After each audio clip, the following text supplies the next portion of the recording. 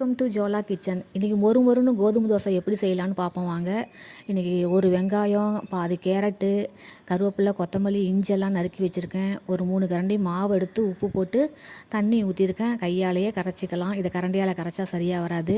இப்போ கரைச்சி ரெடி பண்ணியாச்சு. இந்த வெஜிடபிள்ஸ் எல்லாம் அதில் போட்டுக்கலாம். இந்த மாவு கொஞ்சம் தண்ணியாக தான் இருக்கணும். தண்ணியாக இருந்தால் தான் இது ஊற்றுறதுக்கு நல்லாயிருக்கும். மொறுன்னு சூப்பராக இருக்கும். இது வீட்டில் அரைச்ச கோதுமை மாவு. நான் பருப்பாக வாங்கி எப்போதுமே அரைச்சிருவேன். அதில் உள்ள ஃபைபர் எல்லாம் எடுக்க மாட்டேன். சில பேர் சலிச்சு எடுத்துருவாங்க. அது மாதிரி நான் எடுக்க மாட்டேன். இது தோசை மாதிரி ஊற்றாமல் நம்ம சுத்தீரும் ஊற்றணும். தோசை மாதிரி நடுவில் ஊற்றி தேய்க்கக்கூடாது. சுத்தீரும் ஊற்றும்போது தான் அந்த மொறுமொறுப்பு நமக்கு கிடைக்கும். இதே போல் தான் ஊற்றணும். ஊற்றிட்டு சுத்தீரும் நல்லெண்ணெய் ஊற்றிக்கலாம். 1 ஸ்பூன் நல்லெண்ணெய் விட்டுக்கலாம்.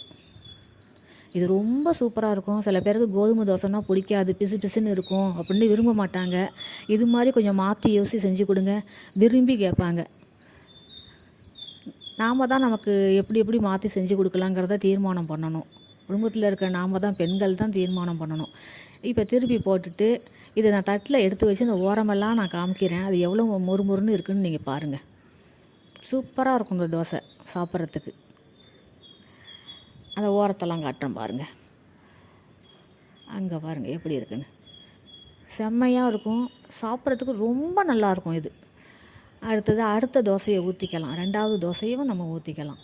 நான் இதில் உள்ள ஃபைபரெல்லாம் சுத்தமாக எடுக்கவே மாட்டேன். இப்போ 2வது தோசையை ஊற்றிக்கலாம். ஊற்றிக்கிட்டு அதையும் வச்சுக்கலாம். ஒரு ஆள் 2 தோசை சாப்பிட்டா போதும். எனக்கு 1 போதும்.